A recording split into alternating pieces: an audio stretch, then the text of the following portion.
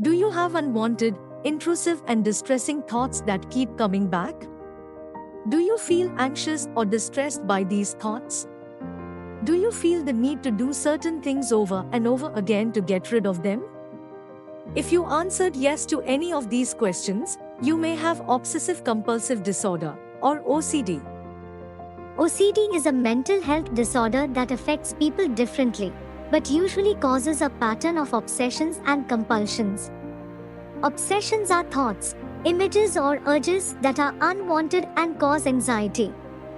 Compulsions are behaviors or mental acts that you feel driven to perform to reduce the anxiety or prevent something bad from happening. Some common compulsions include washing your hands repeatedly or excessively, checking things multiple times, such as doors, windows, appliances, etc., counting, ordering or arranging things in a certain way, hoarding or collecting things that you don't need, asking for reassurance or repeating words in your head, avoiding situations that trigger your obsessions. OCD can interfere with your daily life and cause significant distress.